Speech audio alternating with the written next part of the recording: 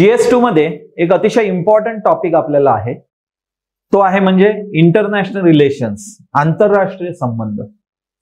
जवळपास 60 मार्कासाठी मेन्सला याच्यावर आपल्याला क्वेश्चन्स येतील. त्याचबरोबर प्रिलिम्सला काही क्वेश्चन्स येऊ शकतात इंटरनॅशनल इन्स्टिट्यूटच्या संदर्भामध्ये किंवा करंट मध्ये काही न्यूज आहे त्याच्या रिलेटेड. सो इथं आता आपण पूर्ण सिलेबस ओपनिंग करूया. डेप्थ मध्ये आपल्याला एक्झॅक्टली काय बघायचंय, इथं कोणत्या विचाराने जायचंय, त्याचबरोबर त्यांना एक्सपेक्टेशन काय आहे एका जनरल कॅन्डिडेट कडनं, ओके, कोणत्या दृष्टीने आपल्याला अभ्यास केला पाहिजे, या सगळ्या गोष्टींचा विचार आपण सिलेबस ओपनिंग करता करता करूया. आता सिलेबस ओपनिंग साठी हा इंग्लिश मध्ये सिलेबस आहे, ओके. आपण मराठी मधल्या सिलेबस कडे जाऊया. टॉपिक जर आपण बघितले त्याने दिलेले, तर 4 टॉपिक इथं आपल्याला दिसत आहेत, ओके. पण हे खूप कॉम्प्रिहेन्सिव्ह टॉपिक आहे. या 4 टॉपिक मध्ये बहुतांशी गोष्टींचा अंतर्भाव इथं काय झालेला आहे. सो सगळ्यात पहिलं काय आहे, भारत आणि त्याचे शेजारी यांचे काय संबंध आहेत.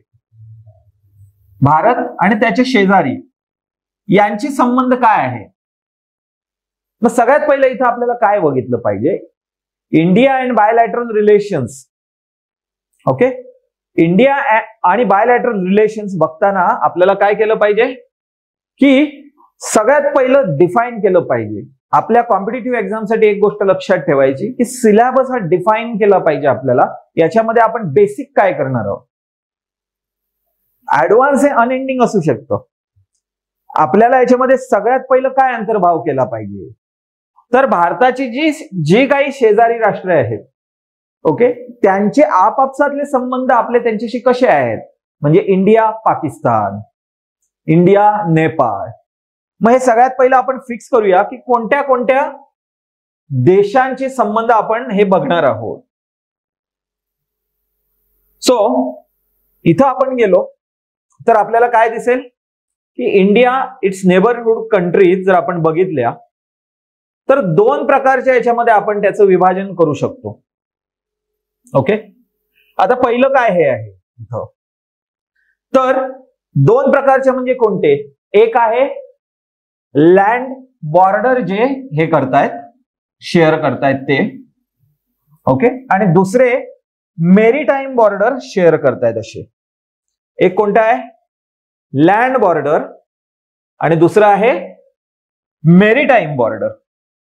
आता लँड बॉर्डर मध्ये कोण कोण आहेत, तर आपण सगळ्यात पहिला पाकिस्तान घेऊया, सेकंड नंबरला अफगाणिस्तान, थर्ड आपल्याला बघायचं आहे चायना, फोर्थ आहे नेपाळ, फिफ्थ आहे भूतान, सिक्स्थ म्यानमार आणि 7 बांगलादेश.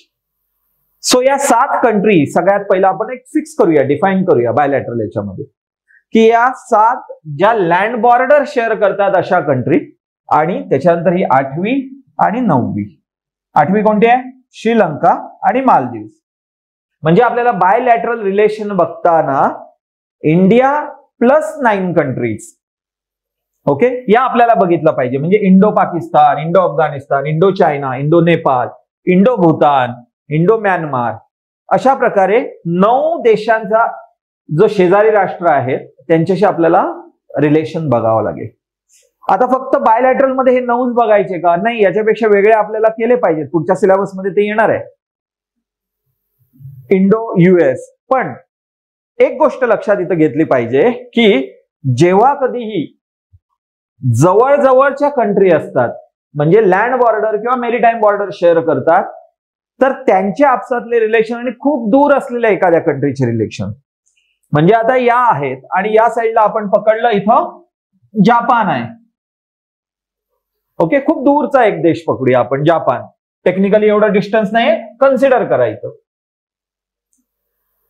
तर लँड डिस्प्यूट किंवा बॉर्डर डिस्प्यूट हे जापानशी आपले होणार आहेत का, नाही. मग त्या रिलेटेडचे जे रिलेशन्स आहेत ते जापानशी निर्माण होणार आहेत का, नाही. तर शेजारी राष्ट्रांशीच होणार. म्हणजे इंडो पाकिस्तान मध्ये काय आहेत, बॉर्डर डिस्प्यूट्स आहेत, इंडो चायना मध्ये आहेत, ओके, इंडो बांगलादेश मध्ये आहेत, ओके, श्रीलंका बरोबर आता लँडच्या रिलेटेड नाही, पण इथं कच्चातीव आयलंड आहे, त्या आयलंडच्या रिलेटेड आपले त्यांच्याबरोबर काही डिस्प्युटेड इश्यूज आहे. सो असे काही रिलेशन हे बॉर्डरमुळे सुद्धा निर्माण होणार. त्याचबरोबर काय हिस्टॉरिकल रिलेशन्स असणार, म्हणजे पाकिस्तान आणि इंडियाला हिस्टॉरिकल रिलेशन्स आहेत, श्रीलंकेबरोबर हिस्टॉरिकल रिलेशन्स आहेत. सो हे सगळ्यात पहिल्या या रिलेशनची पार्श्वभूमी कुठे तयार होणार आहे, तर नेबरिंग कंट्रीज मध्ये. म्हणजे आपल्याला काय फिक्स केलं पाहिजे की नेबरिंग कंट्रीज आपण कोणत्या कोणत्या घेणार आहोत. तर आपण इथं आपला सिलेबस डिफाईन करताना आपण काय लक्षात घेतलं पाहिजे की नेबरिंग कंट्रीज मध्ये आपण इंडिया प्लस 9 कंट्रीज ज्या आपण बघितल्या, म्हणजे टोटल 9 गोष्टींचा आपण अभ्यास करणार आहोत.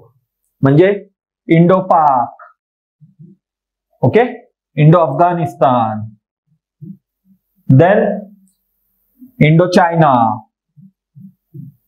त्याच्या पुढे Indo Nepal, Indo Bhutan, Myanmar, okay, त्याच्यानंतर म्यानमार नंतर बांगलादेश आणि 2 मेरीटाईम कंट्री, एक श्रीलंका आणि दुसरी आहे मालदीव्स. ओके, हा आपला डिफाईन झाला की बायलॅटरल आपल्याला एवढंच करायचंय फिक्स. ओके, याच्यात आता एक एक बायलॅटरल आहे तो आपण टप्प्याटप्प्याने बघणार आहोत. हा सिलेबस आपला डिफाईन झाला इथं. आता सिलेबसचा आपण दुसरा जर चॅप्टर बघितला तर दुसरा चॅप्टर काय आहे सिलेबसचा, द्विपक्षीय आणि प्रादेशिक आणि जागतिक गट. आता हे इथं लक्षात घेतलं पाहिजे. द्विपक्षीय म्हणजे काय, प्रादेशिक म्हणजे काय, जागतिक गट म्हणजे काय, आणि भारताचा समावेश असलेले आणि किंवा भारताच्या हितावर परिणाम करणारे करार आपल्याला बघायचे. तर द्विपक्षीय संबंधात म्हणजे इंडियाचे दुसऱ्या कोणत्या कंट्री बरोबर बायलॅटरल रिलेशन्स आहेत, द्विपक्षीय आहेत, हे सुद्धा आपण अभ्यास करताना पूर्वी स्टार्टलाच आपण डिफाईन करून ठेवूया. कोणत्या कोणत्या कंट्री बरोबर आहेत, तर जवळपास 200च्या पेक्षा जास्त कंट्री आहेत. मग सगळ्या विचारतील का ते, ओके, इंडिया टांझानिया रिलेशन बद्दल 200 शब्दात लिहा, असा क्वेश्चन येणार आहे का आपल्याला, त्याचं उत्तर नाहीये. ओके, सो इंडिया अर्जेंटिना बद्दल विचारणार आहेत का, नाही. इंडिया युक्रेन बद्दल विचारणार आहेत का, युक्रेन हा मोठा इश्यू आहे तरी विचारणार आहेत का, नाही. सो आपण पहिलंच डिफाईन करून ठेवूया की कोणत्या कोणत्या याच्यामध्ये आपण द्विपक्षीय अदर हे करणार आहोत. तर इथं आपण बघितलं तर द्विपक्षीय मध्ये आपण कोणते हे करणार आहोत, तर इंडो US आपल्याला केलाच पाहिजे, इम्पॉर्टंट. इंडो रूस केला पाहिजे, इंडो UK केला पाहिजे, इंडो जापान केला पाहिजे, इंडो ऑस्ट्रेलिया केला पाहिजे. ओके, हे मी कोणते सांगतोय, तर बायलॅटरल नेबरिंग कंट्री सोडून त्याच्यापेक्षा पुढच्या सांगतोय मी की ऑस्ट्रेलिया, अजून कोणत्या असू शकतात. ओके, तर आपल्या मनात बरेच हे येणार, इस्रायलचा काही इश्यू असू शकतो, आता आपण जे हे करतोय त्यानुसार इस्रायल बरोबर असू शकतात, इंडो इराण आहे. ओके, तर बायलॅटरल एवढ्याच ज्या कंट्री आहेत त्या आपल्याला इम्पॉर्टंट आहेत. एक आपण याच्यामध्ये फ्रान्स ऍड करू शकतो का, डिफेन्स टाईपच्या अँगलने आपण त्याचा विचार करू शकतो. या बायलॅटरलच्या बाहेर टेक्निकली इतर कंट्री कोणतीही आपल्याला बायलॅटरलला येण्याची शक्यता एकदम धुसर आहे, येऊ पण शकतो, पण मग किती कंट्री करणार आपण त्या. इंडियाचं स्पेसिफिक काही टायअप लार्जर स्केलवर एकदम झालं कोणत्या कंट्री बरोबर तरच ते येऊ शकतं.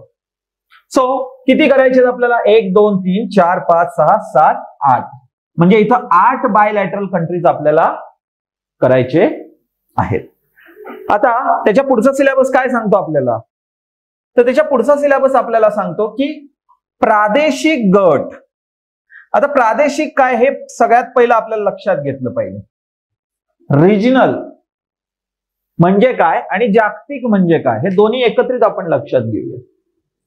रिजनल गट म्हणजे काय, त्या पर्टिक्युलर रिजन मध्ये ते देश असल्यामुळे एकमेकांच्या विकासासाठी एकमेकांना मदत करून पुढे जाण्याशिवाय पर्याय नाही असं वाटतं त्यांना, आणि मग ते ग्रुप त्या रिजनची एकत्रित याच्यानुसार काय करतात, एकत्रित विकास करण्यासाठी एक दुसऱ्याला हेल्प करण्यासाठी रिजनल त्या पर्टिक्युलर भागातील सगळा एकत्र येऊन एक गट स्थापन करतात. कोणते कोणते आहेत याच्यामध्ये? ओके, तर तुमच्या डोक्यात फटाफट नाव आली असतील मला माहित आहे. बरोबर आहे. एक आहे सार्क. ओके, दुसरं काय आहे? EU. तिसरं आहे एशियान. आता हे तिन्ही तुम्ही ऐकलं की सार्क, EU, एशियान. ओके, हे काय आहे? तर association of south east Asian nation, 10 कंट्रीजचा हा ग्रुप आहे. EU, युरोपियन युनियन मध्ये युरोपमध्ये ज्या काही कंट्री आहेत त्या एकत्र येऊन त्यांनी स्वतःचा एकत्रित विकास करण्याचा प्रयत्न केला. त्याच्यासाठी EU नावाचा गट स्थापन केला. ओके, सार्क नावाचा एक गट स्थापन झाला. कुठं? इंडिया पण त्याचा पार्ट आहे. कुठले कंट्री असणार त्याच्यामध्ये? तर नेबरिंग कंट्री इंडियाच्या जे आहेत. ओके, म्हणजे कोणत्या? दक्षिण उपखंडातील, आशिया उपखंड आपण याला म्हणतो, भारतीय कॉन्टिनेंट, सब कॉन्टिनेंट, तिथल्या कंट्री एकत्र येऊन त्यांनी एक ग्रुप स्थापन केला. आता हे प्रादेशिक म्हणजे काय? प्रादेशिक म्हणजे एका पर्टिक्युलर रिजन मध्ये आहे. आणि जागतिक म्हणजे काय? हा पूर्ण जग आहे. तर इथला, इथली, इथली, इथली, इथली अशा कंट्री एकत्र येऊन त्यांनी तो ग्रुप स्थापन केलाय. उदाहरणार्थ इप्सा नावाचा एक ग्रुप आहे. ओके, इप्सा म्हणजे काय? India, Brazil, South Africa. Okay, BRICS country आहेत.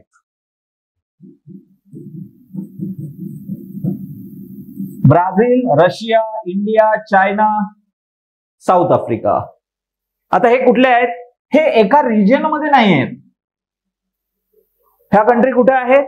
या पूर्ण ग्लोबल मध्ये आहेत.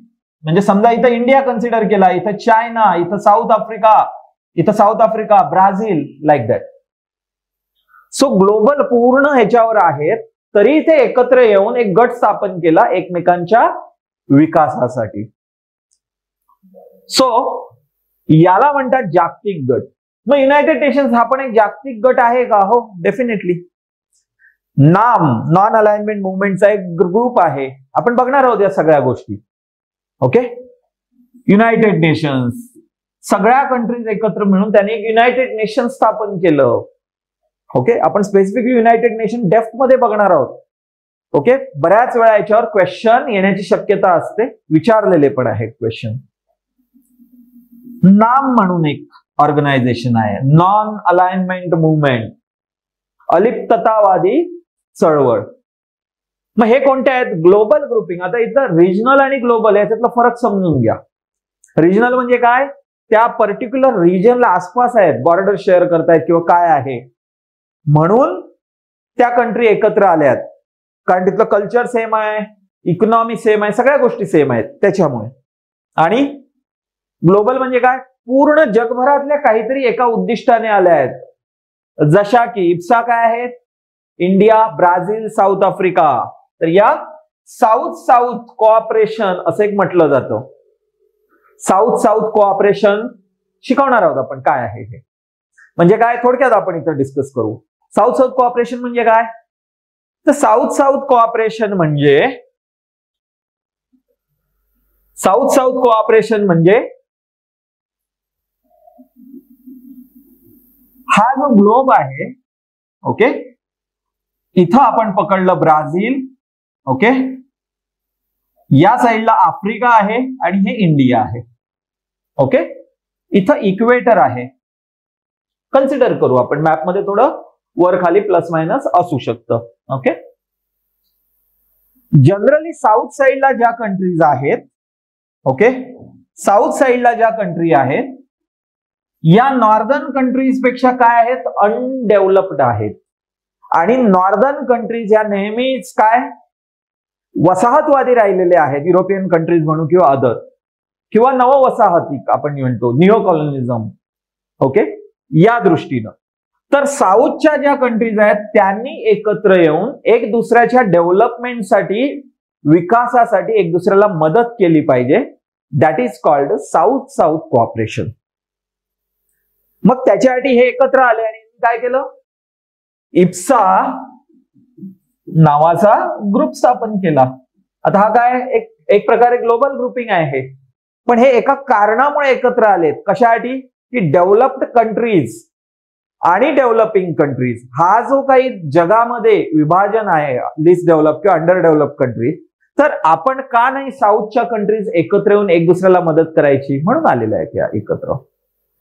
ओके, ब्रिक्स कंट्री का आल्यात एकत्र. ओके, आपण जर बघितलं ब्रिक्स कंट्री, तर ब्रिक्स कंट्रीमध्ये कोण कोण आहे, तर ब्राझील आहे, रशिया आहे,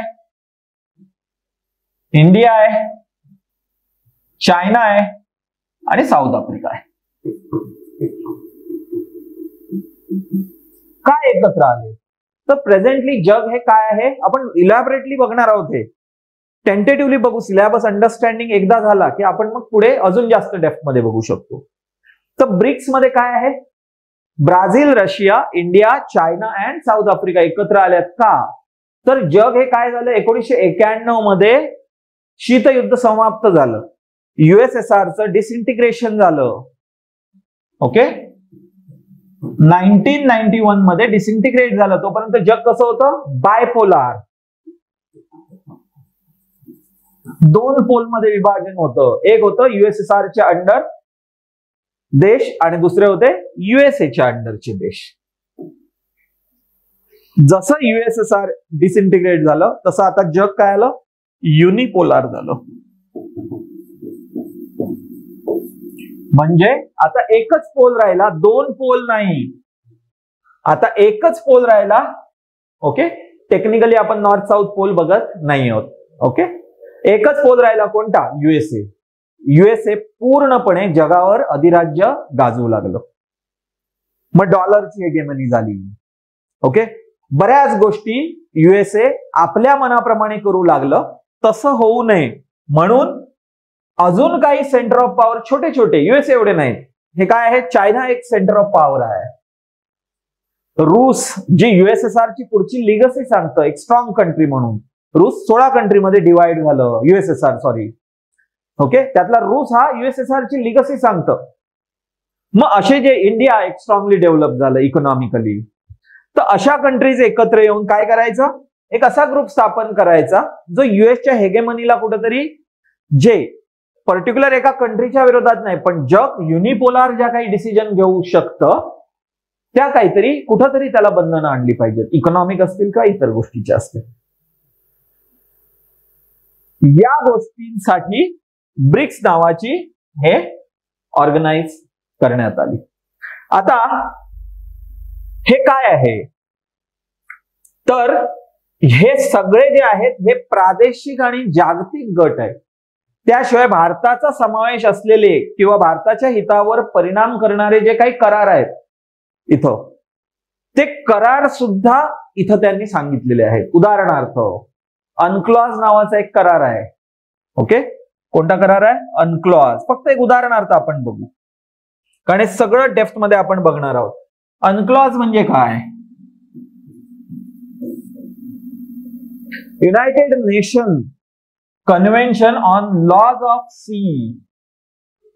ओके, समजा जर दोन कंट्री, ही एक कंट्री आहे ही एक कंट्री आहे, दोन्ही शेजारी शेजारी आहेत किंवा अशी लँड बॉर्डर शेअर करतात, तर ह्या समुद्रातील ज्या काही घटक आहेत, आपण म्हणूया खनिजे आहेत, माइन्स आहेत, मिनरल्स आहेत, रिसोर्सेस आहेत किंवा वॉटर आहे, याच्यावर हक्क कोणाचा राहणार हे ठरवण्यासाठी सगळ्या कंट्री एकत्र आल्या युनायटेड नेशनच्या अंडर आणि त्यांनी convention of laws of sea ठरवली. म्हणजे 12 नॉटिकल मैल पर्यंत टेरिटोरियल सी मानला जातो, 24 नॉटिकल पर्यंत कंटिजियस सी मानला जातो, 200 नॉटिकल मैल पर्यंत EEZ एक्सक्लुझिव्ह इकॉनॉमिक झोन मानला जातो. मग हे सगळं फिक्स केलं सगळ्यांनी एकत्रित येऊन. किंवा दुसरं काय असेल, स्पेस ट्रिटी केली, अंतरिक्षाचा वापर सगळ्यांनी कसा केला पाहिजे, अंटार्क्टिका ट्रिटी केली, अंटार्क्टिकाचा वापर कसा केला पाहिजे. तर हे करार आहेत आणि या करारात भारताचा समावेश आहे बहुतांशी. समजा ज्याच्यात नाही आहे त्याचा सुद्धा भारताच्या हितावर काय परिणाम झाला आहे, या अनुषंगाने त्यांनी इथं सिलेबस विचारलेला आहे. सो द्विपक्षीय प्रादेशिक, ओके, प्रादेशिक मध्ये बऱ्याच गोष्टी आपल्याला बघितल्या पाहिजे. सो इथं प्रादेशिक म्हणजे आपण बघितलं की सार्क, ओके, तर या सार्क कंट्रीज आहेत. का आहेत यांनी का ग्रुप बनवला, साऊथ एशियन ज्या कंट्रीज आहेत, okay, south Asian association for regional cooperation, okay, Kathmandu मध्ये याचं हेडक्वार्टर आहे. आणि इथं आपण जर बघितलं तर इथं आपल्याला दिसेल एका पर्टिक्युलर रिजन मध्ये आहे. ओके, त्याचबरोबर आपण जर इथं बघितलं, ह्या कोणत्या आहेत, एशियन कंट्रीज आहेत. ओके, एशियन कंट्रीज आहेत, एका पर्टिक्युलर काय आहेत, रिजन मध्येच आहेत या. That's why it's called as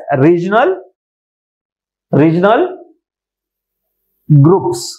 okay, so दुसऱ्या याचा सिलेबस एकदम व्यवस्थित कळाला असेल आपल्याला एक्झॅक्टली तिथं काय बघायचं आहे.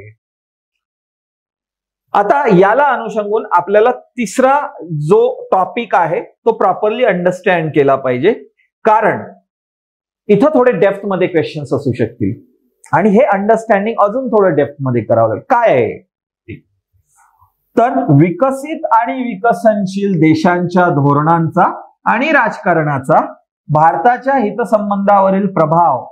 आता देशांतरित जनसमूह म्हणजे इंडियन डायस्पोरा आपण काय करू नंतर बघू, त्याचा विचार याच्यापेक्षा थोडासा वेगळा करू. ओके, पहिला हा टॉपिक काय आहे हे अंडरस्टँड करू आपण. विकसित म्हणजे डेव्हलप आणि विकसनशील म्हणजे डेव्हलपिंग. आता पूर्ण जगातल्या जर आपण देश बघितले, कंट्री बघितल्या, तर याच्यामध्ये काय आहे की डेव्हलप्ड कंट्रीज या आणि डेव्हलपिंग कंट्री अशा दोन याच्यात कोणती, म्हणजे युएसए आपण कशात टाकणार, developed countries. Okay, developing country आपण कोणती म्हणणार, इंडिया ही डेव्हलपिंग कंट्री आहे, पाकिस्तान ही डेव्हलपिंग कंट्री आहे. Okay, south Africa developing country आहे, अदर सगळ्या डेव्हलपिंग याच्यामध्ये करू, बांगलादेश, लाईक दॅट. या देशांच्या धोरणांचा म्हणजे तिथल्या पॉलिसी आणि पॉलिटिक्स या दोन्हींचा भारताच्या हितसंबंधावरील परिणाम काय असेल. आता हे उदाहरणांचं आपण बघू. उदाहरणार्थ आपण म्हटलं की सौदी अरेबियाने एक पॉलिसी एस्टॅब्लिश केली. ओके, सौदी अरेबिया कुठे आहे जगामध्ये, तर सौदी अरेबिया इथं आहे. टेक्निकली म्हटलं तर इंडियाशी ती नेबरिंग कंट्री नाही आहे, पण इथं काय आहे topic, effect of policies and politics of developed or developing countries, कशावर, इंडियाच्या हितसंबंधावर त्याचा काय परिणाम आहे. आता एवढ्या दूर असून सुद्धा सौदी अरेबियामध्ये समजा जर काही चेंज झाले तर त्याचा इंडियावर काही इम्पॅक्ट होऊ शकतो का, युएसए मध्ये काही चेंज झाले तर त्याचा इंडियावर इम्पॅक्ट होऊ शकतो का, डेफिनेटली होणार. सौदी अरेबियाने एक पॉलिसी लॉन्च, आपण एक्झाम्पल थ्रू समजून घेऊ, म्हणजे एकच मुद्दा नाही आहे, असे बरेच मुद्दे आहेत जे आपल्याला ओघाने विचारात घ्यावा लागतील. सो निताकत नावाची एक पॉलिसी सौदी अरेबियाने लॉन्च केली. ओके, काय पॉलिसी अंतर्गत सांगितलं तर जे क्लास 1 आणि क्लास 2 चे काही जॉब त्यांच्या तिथं जे आहेत ते फक्त सौदी अरेबियातील नागरिकांसाठी राखून ठेवण्यात येतील, बाहेरून गेलेल्या कोणत्याही अदर देशाच्या नागरिकांना ते देण्यात येणार नाही. आणि काही पॉलिसीज अशा बनवल्या की आफ्रिकन जे देशाचे नागरिक तिथे होते सौदी अरेबियात त्यांचं डिपोर्टेशन करण्यात आलं, त्यांना परत पाठवण्यात आलं. ओके, मग इंडियावर याचा काय परिणाम होणार, जर लॉंग टर्म पुढे वर्कर्सना सुद्धा पाठवू लागले तर इथनं इंडियामधनं काय, इथं सेमी स्किल्ड वर्कर तिथं जाऊन वर्क करतात. ओके, एसी साठी वर्क करणारे, वेल्डर्स, लाईक दॅट, असे खूप ड्रायव्हर्स. सो अरेबियन कंट्रीज मध्ये या बहुतांशी लोक अशा अटी जातात, ते स्किल्ड नसतात. युएसए मध्ये जातात ते कोणते आहेत? Skilled, doctors, engineers. सेम समजा जर निताकत सारखीच जर त्यांनी काय केलं, क्लास 3च्या क्लास 2च्या पुढच्या जॉबसाठी सुद्धा हे केलं, तर काय होणार? या सगळ्या लोकांना पुन्हा भारतामध्ये परत यावं लागेल आणि भारताला जो खूप मोठ्या प्रमाणात रेमिटन्स मिळतो. आता रेमिटन्स म्हणजे काय? समजा मुंबईमध्ये एक काम करतोय व्यक्ती आणि तो गावाला आपल्या मनी ऑर्डर पाठवतोय, तर ती मनी ऑर्डर आहे. इंडियातनं त्याने पैसा पाठवला, पूर्वी मनी ऑर्डर होती, आता मनी ऑर्डर नाही, संपली. रेमिटन्स म्हणजे काय? सौदी अरेबियामध्ये काम करणारा व्यक्ती परत येताना किंवा त्याची इथं फॅमिली आहे त्यांना जो पैसा पाठवतो तो डॉलर्सच्या स्वरूपात पाठवतो आणि तो इंडियाच्या फॉरेन एक्सचेंज रिझर्व्हला कॉन्ट्रीब्युट करतो. म्हणून जेवढी लोक बाहेर वर्क करतील तेवढा आपला फॉरेन एक्सचेंज मध्ये रेमिटन्सचा येणं वाढणार. रेमिटन्स म्हणजे त्या फॉरेक्स मध्ये आलं असं पकडूया, क्रूड एकदम बघूया आपण. फॉरेक्स मध्ये आलं आणि काय केलं आपण? त्या फॉरेक्स मध्ये ते रुपीज मध्ये कन्व्हर्जन झालं आणि रुपीज नंतर देशाला आपल्या डॉलर मिळाले आणि इथल्या व्यक्तीला तो रुपीज मध्ये पैसा मिळाला. सो निताकत पॉलिसी ही आहे कुठली? सौदी अरेबियाची. पण त्याचा इम्पॅक्ट कुठे आहे? त्याचा इम्पॅक्ट भारतावर आहे. म्हणजेच काय? पॉलिसीज तिथल्या आणि त्याचा इम्पॅक्ट भारतावर. समजा इथं स्किल्ड लेबरच्या रिलेटेड H1B विजा आहे. H1B विजा थ्रू काय? भारतातून इंजिनियर, सायंटिस्ट, डॉक्टर्स हे तिथं मायग्रेट होऊ शकतात या विजाच्या अंडर. ट्रम्प गव्हर्नमेंट आलेलं त्यावेळी काय? ट्रम्प गव्हर्नमेंटने लिमिटेड H1B विजा काढले. त्याच्यामुळे इकडून इकडे मायग्रेट होणाऱ्या लोकांचं प्रमाण कमी झालं. पुन्हा एकदा रेमिटन्स आणि अदर गोष्टी इथं आल्या. ओके, सो या काय झाल्या? Policies of other countries, developed म्हणूया किंवा developing country, and it's impact on India. आता दुसरा शब्द तिथं काय आहे सिलेबस मध्ये आपल्याला? पॉलिटिक्स. आता पॉलिटिक्सचा इम्पॅक्ट इंडियावर काय? डेफिनेटली आहे. आत्ताचाच इश्यू आहे तालिबान. ओके, सो तालिबानच्या याच्यामध्ये काय आहे? अफगाणिस्तान मध्ये पॉलिटिक्स चेंज झालं. पहिलं जे गव्हर्नमेंट होतं ते, आता वेगळं गव्हर्नमेंट आलंय. तालिबान आहे. मग तिथलं गव्हर्नमेंट चेंज झाल्यामुळे आपल्यावर काही इम्पॅक्ट होणार आहे का?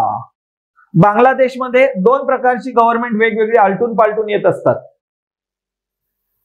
बांगलादेशमध्ये दोन प्रकारची गव्हर्नमेंट येत असतात. कधी एक असतं खालिदा जियाच्या अंडर, कधी शेख हसीनाच्या अंडर. एक फंडामेंटलिस्ट आहे तर एक थोडंसं प्रो इंडियन आहे असं आपण म्हणू. मग तिथलं गव्हर्नमेंट चेंज झालं की इंडो बांगलादेशचे रिलेशन काय होऊ शकतात? चेंज होऊ शकतात. असे जे रिलेशन्स आहेत हे कशावर डिपेंड आहेत? हे पॉलिटिक्सवर डिपेंड आहेत. सो आपल्याला सिलेबस काय दिलाय? Policies and politics. आता आपण बघितलं ह्या पॉलिसीजचा कसा इम्पॅक्ट आहे. आता आपण बघितलं पॉलिटिक्सचा कसा इम्पॅक्ट होऊ शकतो. गव्हर्नमेंट चेंज झाल्यानंतर त्या कंट्रीशी आपलं जे रिलेशन आहे त्याच्यामध्ये किंवा वर्ल्ड अफेअर्स मध्ये सुद्धा चेंज होऊ शकतो. सो हे सिलेबस मध्ये आपल्याला त्यांनी काय केलेलं आहे? मेन्शन केलेलं आहे.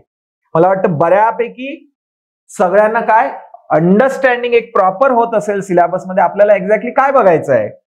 ओके, त्याच्या पुढे देशांतरित जनसमूह, इंडियन डायस्पोरा. आता इंडियन डायस्पोरा म्हणजे काय? भारतातून दुसऱ्या देशामध्ये स्थायिक झालेले. आता दोन प्रकारचे स्थायिक, एक टेम्पररी आणि दुसरा परमनंट. परमनंट म्हणजे कोण? ज्याने दुसऱ्या देशाचं काय घेतलंय? स्थायी नागरिकत्व घेतलेलं आहे. भारतामध्ये ड्युअल सिटिझनशिप नाहीये. म्हणजे भारतीय पासपोर्ट आणि दुसऱ्या कंट्रीचा पासपोर्ट हे शक्य नाहीये. दुसऱ्या कंट्रीचा पासपोर्ट घेतला की ऑटोमॅटिक कॉन्स्टिट्यूशन मध्ये मेन्शन जे काही रूल्स रेग्युलेशन आहेत त्यानुसार टर्मिनेशन या रूलनुसार आपल्या देशाची नागरिकत्व संपुष्टात येईल. म्हणजेच एखाद्याने समजा युकेचं सिटिझनशिप घेतली तर आपल्या देशाचं नागरिकत्व त्याचं संपेल, तो युकेचा सिटिझन होईल. तिथलं पासपोर्टवर त्याचं पुढचं हे असेल. मग तो काय झाला? तो झाला PIO. आपण डेप्थ मध्ये बघणार आहोत. आता टेक्निकली थोडंसं बघू. PIO म्हणजे person of Indian origin. Okay, पण जर तिथं तो जॉबसाठी गेलाय आणि परत देशामध्ये येणार आहे तर NRI, नॉन रेसिडेंट इंडियन, हे दोन प्रकार आहे. PIO म्हणजे परमनंट तिकडे सिटीजन झालेला आहे पण इंडिया बरोबर कुठेतरी कल्चरल टायअप आहे, याच्यासाठी PIO ही कॅटेगरी आपण स्टार्ट केली. ओके, ते आपण डायस्पोरामध्ये डेप्थ मध्ये बघू. मग यांचा उपयोग काय आहे इंडियाला? एक मगाशी सांगितल्याप्रमाणे काय, रेमिटन्स. खूप मोठ्या प्रमाणात फॉरेन एक्सचेंज इंडियाला मिळू शकतं. आपला फॉरेक्स जो एवढा स्ट्रॉंग आहे त्याच्यात या रेमिटन्सचं कॉन्ट्रीब्युशन पण बऱ्यापैकी आहे. ओके, सो अजून काय, कल्चरल टायअप. त्या कंट्री मध्ये एक दबाव गट म्हणून वर्क करू शकतो. USA मध्ये खूप मोठ्या प्रमाणात इंडियन्स आहेत आणि तिथल्या इलेक्शनवर ते मोठ्या प्रमाणात प्रभाव टाकतात. त्याचा एक फायदा इंडियाला इंडो US रिलेशन अजून जास्त स्ट्रॉंग करण्यासाठी सुद्धा होऊ शकतो. म्हणून इंडियन डायस्पोरा इम्पॉर्टंट आहेत. म्हणूनच इंडिया एकदम स्ट्रॉंगली या डायस्पोराकडे लक्ष देतोय. स्पेशल मिनिस्ट्री स्थापन करून बऱ्याच गोष्टी या डायस्पोराच्या अँगलने आपण गेल्या 2 दशकांमध्ये 3 दशकांमध्ये केलेल्या आहेत. त्यापूर्वी हा विचार नव्हता. ओके, आता त्याच्या पुढचा कोणता हे आहे आपला, तर महत्वाच्या आंतरराष्ट्रीय संस्था. ओके, त्यांचे मंच, त्यांची रचना, आदेश.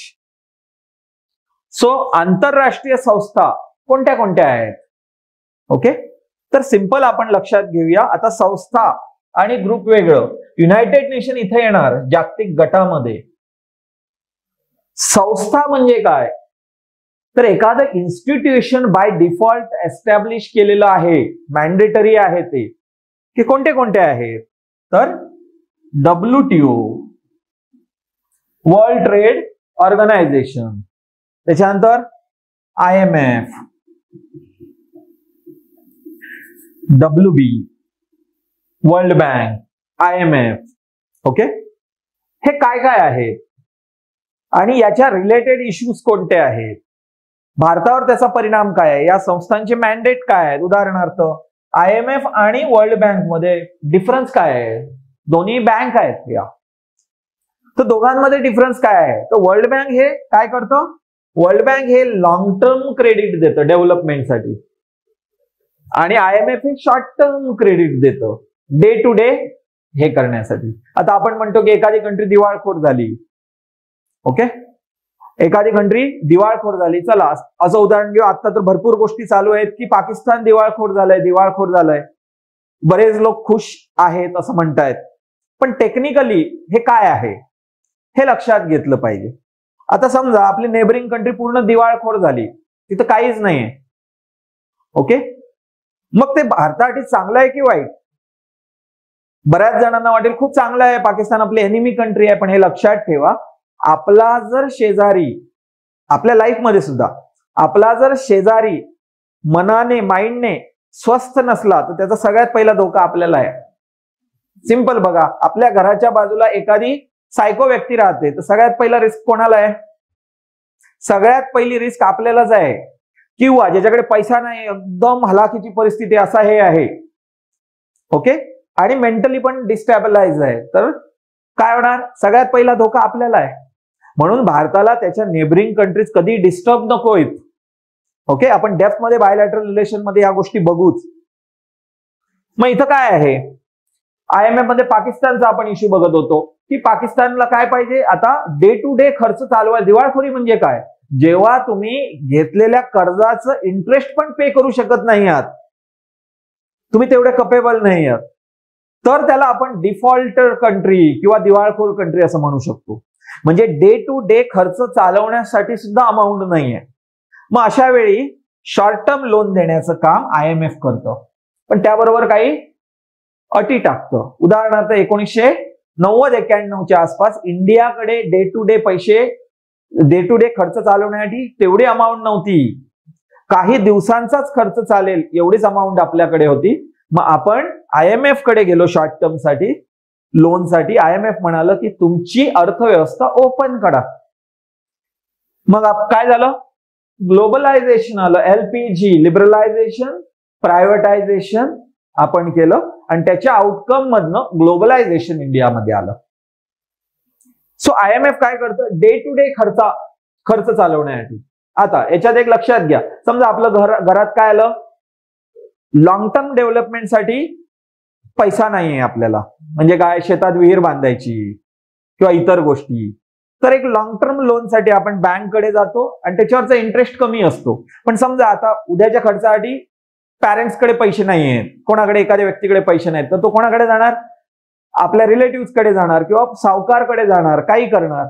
आता त्याचा इंटरेस्ट रेट कमी असणार की जास्त, जे अचानक कर्ज लागतं डे टू डे याच्यासाठी त्याचं नेहमी इंटरेस्ट रेट जास्त असतो, म्हणजे IMFचा इंटरेस्ट रेट जास्त आहे आणि वर्ल्ड बँकचा इंटरेस्ट रेट कमी आहे. हे टेक्निकली थोडक्यात एक अंडरस्टँडिंग साठी इथं मी सांगितलेलं आहे, आपल्याला अतिशय डेप्थ मध्ये इथं बघावं लागेल IMF आणि वर्ल्ड बँक. सो हा ओव्हरऑल सिलेबस आहे. या सिलेबस मध्ये आपल्याला डेप्थ मध्ये गोष्टी केल्या पाहिजेत. बायलॅटरल रिलेशन कसे आहेत, त्याचे डिटर्मिनंट्स काय आहेत, ह्या सगळ्या गोष्टी आपल्याला डिसाइड केल्या पाहिजेत. पंचशील तत्व काय आहे, ओके, गुजराल डॉक्ट्राईन काय आहे, जे मेजर डिटर्मिनंट्स आहे भारत आणि शेजारी राष्ट्रांशी त्याचे संबंध कसे असावे त्याच्या रिलेटेड. मग आपण एक्झॅक्टली हा जो सिलेबस आहे याच्यामध्ये काय काय बघणार हे आपल्याला सगळ्यात पहिलं लक्षात घेतलं पाहिजे. ओके, जसं आपण स्टार्टला बघितलं त्याप्रमाणे इंडिया आणि 9 देश यांचे बायलॅटरल रिलेशन्स आपल्याला बघावे लागतील. ओके, त्याच्यानंतर इंडिया आणि या 8 देशांबरोबर आपल्याला बायलॅटरल रिलेशन्स बघावे लागतील. ओके, इंडिया कोणत्या रिजनल ग्रुपमध्ये आहे हे आपल्याला बघावं लागेल. इंडिया सोडून अदर रिजनल ग्रुप कोणते आहेत आणि त्याचा इम्पॅक्ट इंडियावर काय, म्हणजे इंडिया एशियनच्या टायपची काय चालू आहे, EU मध्ये काय चालू आहे आणि त्याचा इंडियावर डायरेक्ट कन्सर्न कसा आहे. ग्लोबल ग्रुपिंग आणि त्याच्यात ज्या ग्लोबल ग्रुपिंग मध्ये इंडिया आहे, म्हणजे IBSA, BRICS, United Nation, like that. India ज्याच्यामध्ये नाही आहे त्याचा सुद्धा इम्पॅक्ट कसा आहे. इंडिया नाही असा कोणता आहे ग्लोबल ग्रुपिंग, आपण जर म्हटलं तर नाटो एक अर्थाने आपण ग्लोबल ग्रुपिंग म्हणू शकतो, नॉर्थ अटलांटिक ट्रिटी ऑर्गनायझेशन, ज्याच्यामध्ये इंडिया नाही आहे. पण नाटोने मिळून अफगाणिस्तानवर अटॅक केला तर त्याचा इम्पॅक्ट इंडियावर आहे का, रेफ्युजीचा इश्यू येऊ शकतो, अदर इश्यूज येऊ शकतात. मग ते ग्रुपिंग्स आपण बघणार आहोत. मग आपण बघितलं policies and politics of developed and developing countries, ज्याच्यात आपण निताकत सारखी पॉलिसी बघितली, H1B विजा सारखी बघितली, या पॉलिसीज झाल्या. तर पॉलिटिक्स चेंज झालं काही तिथं. फॉर एक्झाम्पल आपण तालिबानचा इश्यू बघितला, आपण बांगलादेशचा हे बघितला. मग त्याचा इम्पॅक्ट इंडियावर काय आहे हे सिलेबसचं एक्सपेक्टेशन आहे आपल्याकडनं. मग इंडियन डायस्पोरा कोणत्या अँगलने विचारू शकतात, युनायटेड स्टेट्समध्ये जो इंडियन डायस्पोरा आहे पकडू, त्याचा इम्पॅक्ट इंडियावर कसा होऊ शकतो, इंडियाच्या फॉरेन रिलेशनवर, असं पण असू शकतो, वेगवेगळ्या प्रकारे असू शकतात. भारत इंडियन डायस्पोरा आहे त्याला कोणत्या फॅसिलिटी देतो किंवा अजून काय सुधारणा केली पाहिजे त्या पॉलिसीमध्ये असं तुम्हाला वाटतं. ओके, आणि त्याच्यानंतर वेगवेगळ्या ऑर्गनायझेशन्स आपल्याला बघितल्या पाहिजे, WTO, IMF एक्सेट्रा. ओके, करार बघितले पाहिजे, अनक्लॉज सारखे. आणि या सगळ्यातनं एक कॉम्प्रिहेन्सिव्ह सिलेबस कव्हरेज होईल. आता हे 2 टप्प्यात बघितलं पाहिजे, काही गोष्टी बेसिक बघितल्या पाहिजेत आणि त्याचबरोबर करंट मध्ये सुद्धा अटॅच करून आपल्याला बघितलं पाहिजे. तर काही इश्यूज फक्त करंटच्या अँगलने आपल्याला बघितलं पाहिजे. सो हा ओव्हरऑल सिलेबस जर आपण बघितलं अतिशय इंटरेस्टिंग सिलेबस आहे. ओके, जो आपल्याला पूर्ण मला वाटतं हे आता जे काही आपण 45 मिनिट्स, 1 तास, सव्वा तास जे काही बोलतोय याने एक इंटरनॅशनल रिलेशनचा परसेप्शन माइंड मध्ये आला असेल. आता एक लक्षात ठेवा की एखादा इव्हेंट सुद्धा इंटरनॅशनल रिलेशन्स चेंज करू शकतो.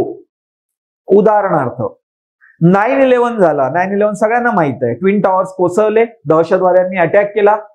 आता त्याच्यानुसार पूर्ण जगाचे इंटरनॅशनल रिलेशन चेंज झाले. कसे? आतापर्यंत इंडिया काय म्हणत होतं, 9/11 होईपर्यंत इंडिया सारखं पूर्ण जगाला सांगत होतं की आम्हाला टेररिझमचा धोका आहे, आम्हाला टेररिझमचा धोका आहे, बघा टेररिस्ट ऍक्टिव्हिटी होत आहेत. तर पाकिस्तान कांगावं करायचं, ही फ्रीडम मुवमेंट आहे काश्मीरची. आपण सांगायचं हे स्टेट स्पॉन्सर्ड टेररिझम आहे, एका स्टेटने स्पॉन्सर, कोणते स्टेट? पाकिस्तानने स्पॉन्सर केलेलं आहे. आणि पूर्ण जगाला आपण सांगायचं ट्राय करायचो, पण USA पाकिस्तानला स्ट्रॉंगली सपोर्ट करायचा त्यावेळी. पण जसं 9/11 झालं पूर्ण डायमेन्शन 180 डिग्रीज मध्ये चेंज झाले. जिथं USA टेररिझम ऍक्सेप्ट करायला नव्हतं तयार, तिथं आता USA म्हणालं हे काय आहे, इंटरनॅशनल टेररिझम आहे आणि युएसने डिक्लेअर केलं वॉर ऑन टेरर. आणि युएसने दुसरीकडे डिक्लेरेशन केलं with you or without you. म्हणजे तुम्ही कोणी आला तरी ठीक आहे, नाही आला तरी ठीक आहे, आमचं वॉर अगेन्स्ट टेररिझम स्टार्ट होईल. आणि इंडियासाठी इथं इंडो युएस टायअप साठी खूप मोठं अरेना ओपन झालं. कारण पाकिस्तान दहशतवादासाठी काय पोषक वातावरण तिथं आहे. मग ते स्टेट स्पॉन्सर्ड असू दे किंवा नसू दे, पण पोषक वातावरण आहे.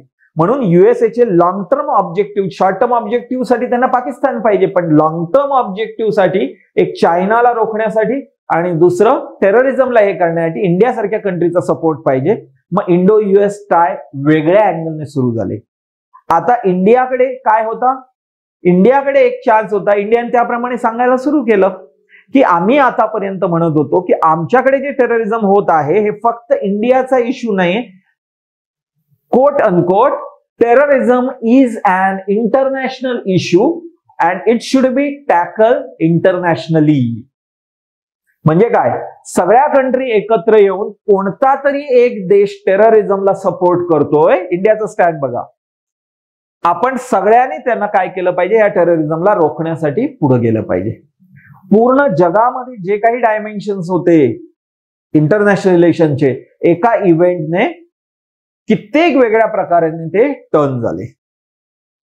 सो करंटचा इम्पॉर्टन्स इथं अतिशय जास्त आहे. पण एक लक्षात ठेवा, बेसिक ज्याला माहित नाही तो करंट एक्सप्लॉयटेशन करू शकत नाही प्रॉपरली. करंट मध्ये समजा सिंधू नदी कराराबद्दल काहीतरी चालू आहे, पण जर तुम्हाला इंडो पाक रिलेशनचे डिटर्मिनंट्स माहित नाहीत, इंडस ट्रिटी 1960 ला होऊन त्याच्यामध्ये काय झालं हे जर माहित नाही बेसिक, तर आपण ते करंट अफेअर्स एक्सप्लॉइट करू शकणार नाही आहोत. म्हणून दोन अँगलने आपण हे बघणार आहोत. पहिला अँगल आहे बेसिकचा अँगल, त्याच्यात काही गोष्टी करंट येतील, आणि नंतर फक्त करंटच्या अँगलने, कारण तोपर्यंत आपलं काय बेसिक क्लिअर झालेलं असेल. अन्यथा साऊथ चायना सी इश्यू जो आहे, ओके, त्याचा इंडिया आपल्या इंटरनॅशनल रिलेशनसाठी कसं एक्सप्लॉयटेशन करतोय किंवा कसा यूज करतोय. चायनाने अरुणाचल प्रदेशवर काही कोट केलं की इंडिया इथून साऊथ चायना सी बद्दल बोलतो आणि एक स्टँड घेण्यासाठी काय करतं, त्याचा मदत घेतं. मग हे कशाच्या आधारावर घेतं, हे जर प्रिव्हियस आपले फंडामेंटल्स क्लिअर नसले तर आपण ते समजू शकणार नाही. सो आपण पहिलं काय करूया, पहिल्या टप्प्यात पुरा सिलेबस अनालायसिस करत करत एक्झॅक्टली बेसिक्स काय आहेत हे आपण बघणार आहोत. सगळ्या अँगलने बेसिक टोटली क्लिअर करणार आहोत. त्यात करंटचे बरेच टॉपिक्स बघणार आहोत आणि सेपरेटली करंटचे बघणार आहोत, ते स्पीडली पुढे बघू आपण. सो सिलेबस व्यवस्थित अंडरस्टँड झालाय, सगळ्या गोष्टी आपण बघितल्यात. पुढच्या याच्यापासून आपण इंटरनॅशनल लिस्टचा एक एक टप्प्याटप्प्याने अभ्यास सुरू करू. थँक्यू. GS2 मध्ये एक अतिशय इम्पॉर्टंट टॉपिक आपल्याला आहे, तो आहे म्हणजे इंटरनॅशनल रिलेशन्स, आंतरराष्ट्रीय संबंध. जवळपास 60 मार्कासाठी मेन्सला याच्यावर आपल्याला क्वेश्चन्स येतील. त्याचबरोबर प्रिलिम्सला काही क्वेश्चन्स येऊ शकतात इंटरनॅशनल इन्स्टिट्यूटच्या संदर्भामध्ये किंवा करंटमध्ये काही न्यूज आहे त्याच्या रिलेटेड. सो इथं आता आपण पूर्ण सिलेबस ओपनिंग करूया. डेप्थ मध्ये आपल्याला एक्झॅक्टली काय बघायचंय, इथं कोणत्या विचाराने जायचंय, त्याचबरोबर त्यांना एक्सपेक्टेशन काय आहे एका जनरल कॅन्डिडेट कडनं, ओके, कोणत्या दृष्टीने आपल्याला अभ्यास केला पाहिजे, या सगळ्या गोष्टींचा विचार आपण सिलेबस ओपनिंग करता करता करूया.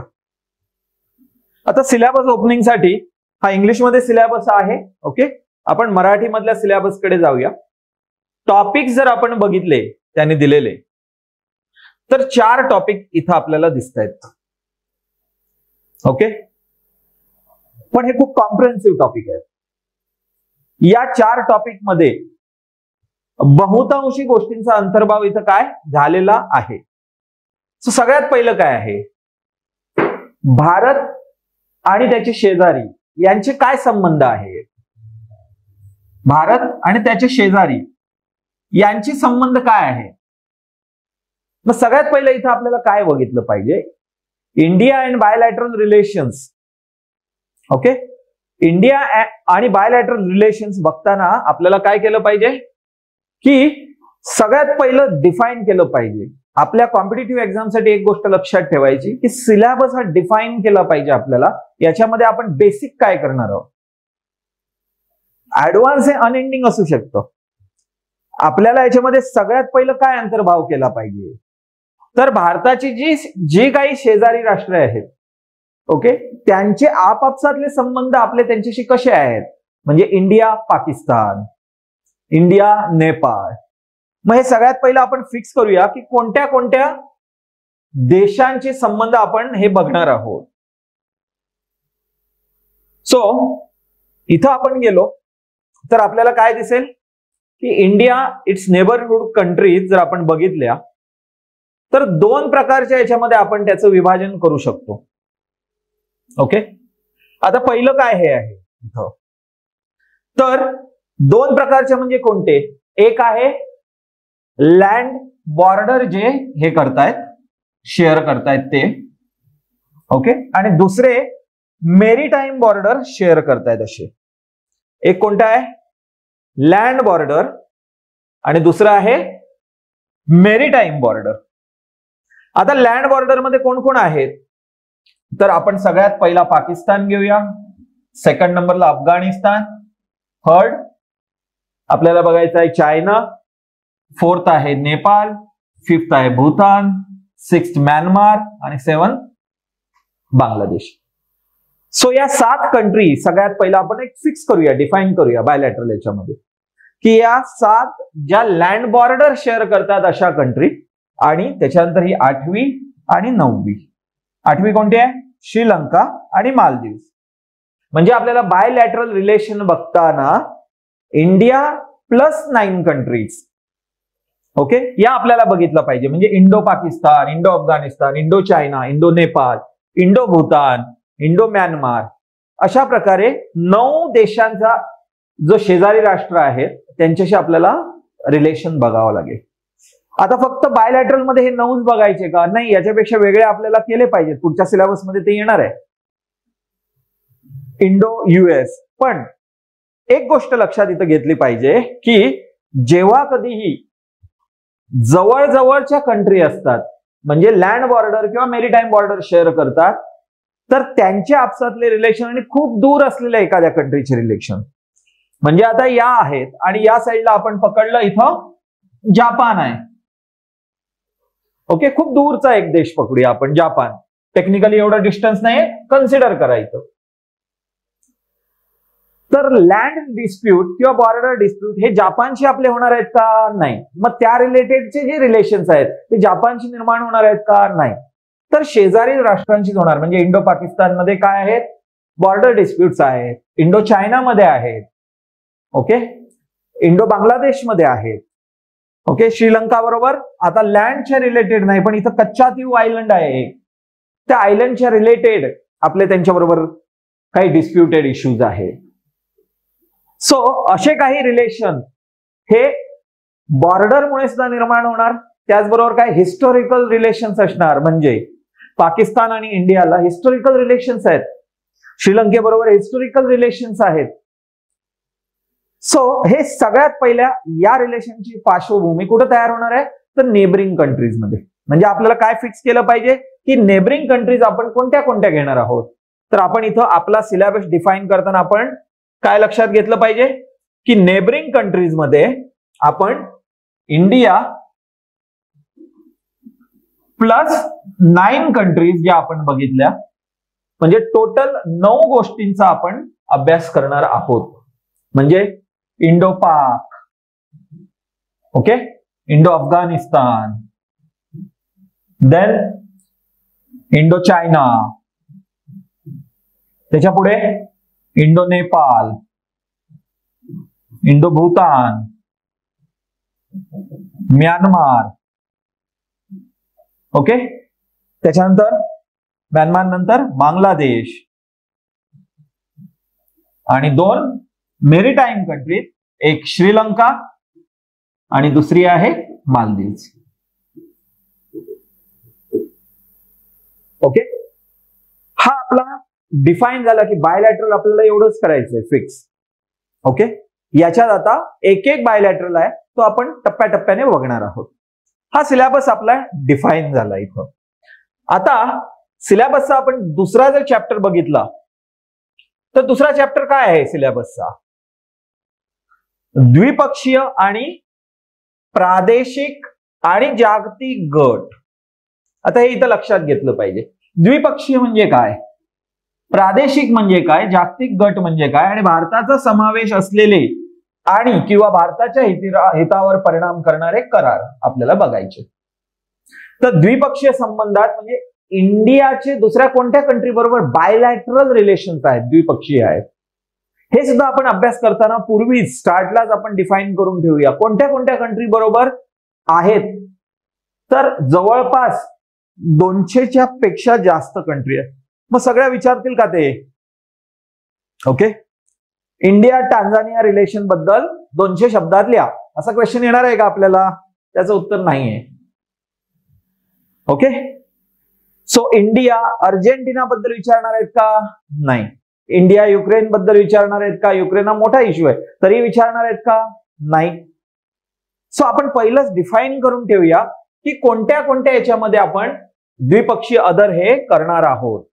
तर इथं आपण बघितलं तर द्विपक्षीय मध्ये आपण कोणते हे करणार आहोत, तर इंडो US आपल्याला केलाच पाहिजे, इम्पॉर्टंट. इंडो रूस केला पाहिजे, इंडो UK केला पाहिजे, इंडो जापान केला पाहिजे, इंडो ऑस्ट्रेलिया केला पाहिजे. ओके, हे मी कोणते सांगतोय, तर बायलॅटरल नेबरिंग कंट्रीज सोडून त्याच्यापेक्षा पुढच्या सांगतोय मी की ऑस्ट्रेलिया, अजून कोणत्या असू शकतात. ओके, तर आपल्या मनात बरेच हे येणार, इस्रायलचा काही इश्यू असू शकतो, आता आपण जे हे करतोय त्यानुसार इस्रायल बरोबर असू शकतात, इंडो इराण आहे. ओके, तर बायलॅटरल एवढ्याच ज्या कंट्री आहेत त्या आपल्याला इम्पॉर्टंट आहेत. एक आपण याच्यामध्ये फ्रान्स ऍड करू शकतो का, डिफेन्स टाईपच्या अँगलने आपण त्याचा विचार करू शकतो. या बायलॅटरलच्या बाहेर टेक्निकली इतर कंट्री कोणतीही आपल्याला बायलॅटरलला येण्याची शक्यता एकदम धुसर आहे, येऊ पण शकतो, पण मग किती कंट्री करणार आपण त्या? इंडियाचं स्पेसिफिक काही टायअप लार्जर स्केलवर एकदम झालं कोणत्या कंट्री बरोबर तरच ते येऊ शकतं. सो किती करायचे आपल्याला? 1 2 3 4 5 6 7 8, म्हणजे इथं 8 बायलॅटरल कंट्रीज आपल्याला करायचे आहेत. आता त्याच्या पुढचा सिलेबस काय सांगतो आपल्याला, तर त्याच्या पुढचा सिलेबस आपल्याला सांगतो की प्रादेशिक गट. आता प्रादेशिक काय हे सगळ्यात पहिलं आपल्याला लक्षात घेतलं पाहिजे. रिजनल म्हणजे काय आणि जागतिक म्हणजे काय हे दोन्ही एकत्रित आपण लक्षात घेऊया. रिजनल गट म्हणजे काय, त्या पर्टिक्युलर रिजन मध्ये ते देश असल्यामुळे एकमेकांच्या विकासासाठी एकमेकांना मदत करून पुढे जाण्याशिवाय पर्याय नाही असं वाटतं त्यांना, आणि मग ते ग्रुप त्या रिजनची एकत्रित याच्यानुसार काय करतात, एकत्रित विकास करण्यासाठी एक दुसऱ्याला हेल्प करण्यासाठी रिजनल त्या पर्टिक्युलर भागातील सगळा एकत्र येऊन एक गट स्थापन करतात. कोणते कोणते आहेत याच्यामध्ये? ओके, तर तुमच्या डोक्यात फटाफट नाव आली असतील मला माहित आहे, बरोबर आहे. एक आहे सार्क, ओके, दुसरं काय आहे EU, तिसरं आहे एशियान. आता हे तिन्ही तुम्ही ऐकलं की सार्क, EU, एशियान. ओके, हे काय आहे, तर association of south east Asian nation, 10 कंट्रीजचा हा ग्रुप आहे. EU, युरोपियन युनियन मध्ये युरोपमध्ये ज्या काही कंट्री आहेत त्या एकत्र येऊन त्यांनी स्वतःचा एकत्रित विकास करण्याचा प्रयत्न केला, त्याच्यासाठी EU नावाचा गट स्थापन केला. ओके, सार्क नावाचा एक गट स्थापन झाला. कुठं? इंडिया पण त्याचा पार्ट आहे. कुठले कंट्री असणार त्याच्यामध्ये, तर नेबरिंग कंट्री इंडियाच्या ज्या आहेत. ओके, म्हणजे कोणत्या? दक्षिण उपखंडातील, आशिया उपखंड आपण याला म्हणतो, भारतीय कॉन्टिनेंट, सब कॉन्टिनेंट, तिथल्या कंट्री एकत्र येऊन त्यांनी एक ग्रुप स्थापन केला. आता हे प्रादेशिक म्हणजे काय? प्रादेशिक म्हणजे एका पर्टिक्युलर रिजन मध्ये आहे. आणि जागतिक म्हणजे काय? हा पूर्ण जग आहे. तर इथला, इथली, इथली, इथली, इथली अशा कंट्री एकत्र येऊन त्यांनी तो ग्रुप स्थापन केलाय. उदाहरणार्थ इप्सा नावाचा एक ग्रुप आहे. ओके, इप्सा म्हणजे काय? India, Brazil, South Africa. Okay, BRICS country आहेत.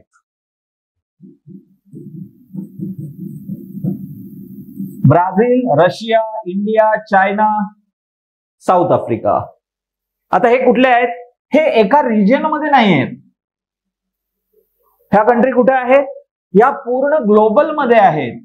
म्हणजे समजा इथं इंडिया कन्सिडर केला, इथं चायना, इथं south Africa, Brazil, like that.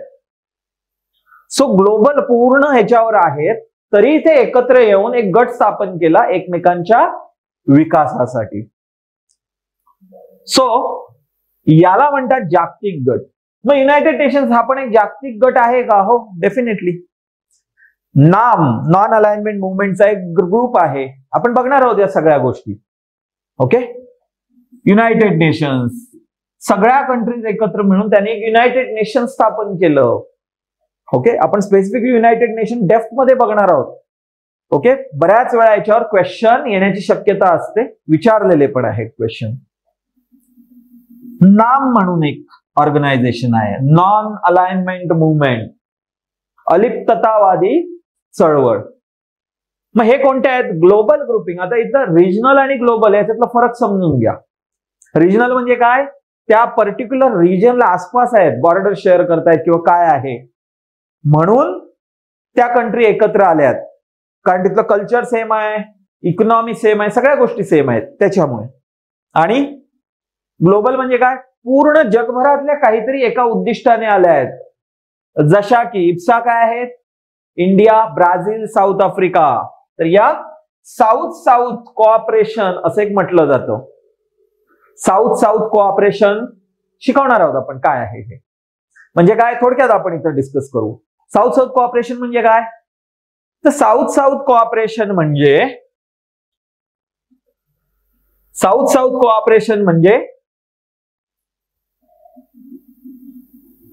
हा जो ग्लोब आहे, ओके, इथं आपण पकडलं ब्राझील, ओके, या साईडला आफ्रिका आहे आणि हे इंडिया आहे. ओके, इथं इक्वेटर आहे. कन्सिडर करू आपण मॅपमध्ये, थोडं वर खाली प्लस मायनस असू शकतं. ओके,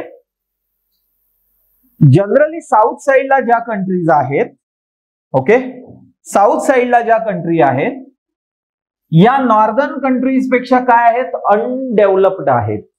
आणि नॉर्दर्न कंट्रीज या नेहमीच काय? वसाहतवादी राहिलेले आहेत, युरोपियन कंट्रीज म्हणू किंवा अदर, किंवा नववसाहती आपण म्हणतो, निओ कॉलनिझम.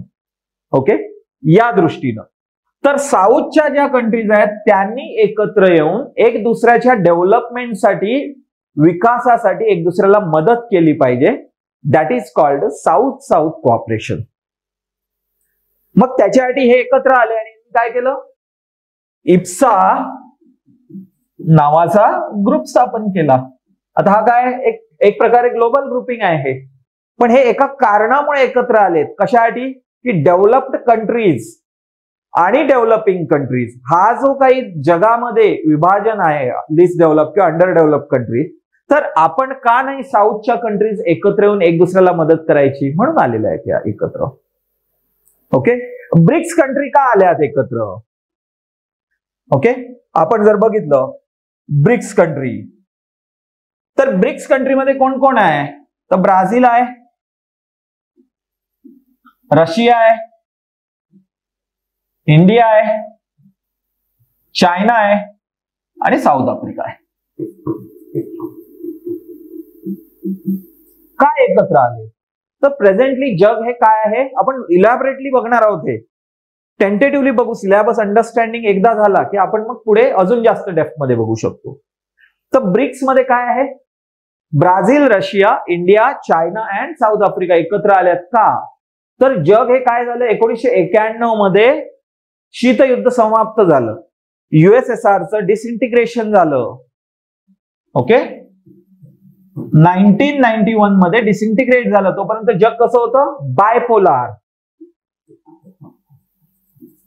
दोन पोल मध्ये विभाजन होतं. एक होतं USSRच्या अंडर देश आणि दुसरे होते USAच्या अंडरचे देश. जसं USSR डिसइंटिग्रेट झालं तसं आता जग काय आलं? युनिपोलार झालं. म्हणजे आता एकच पोल राहिला, दोन पोल नाही, आता एकच पोल राहिला. ओके, टेक्निकली आपण नॉर्थ साऊथ पोल बघत नाही आहोत. ओके, एकच पोल राहिला, कोणता? USA. USA पूर्णपणे जगावर अधिराज्य गाजवू लागलं. मग डॉलरची हेगेमनी झाली. ओके, बऱ्याच गोष्टी USA आपल्या मनाप्रमाणे करू लागलं. तसं होऊ नये म्हणून अजून काही सेंटर ऑफ पॉवर छोटे छोटे, US एवढे नाहीत. हे काय आहे? चायना एक सेंटर ऑफ पॉवर आहे.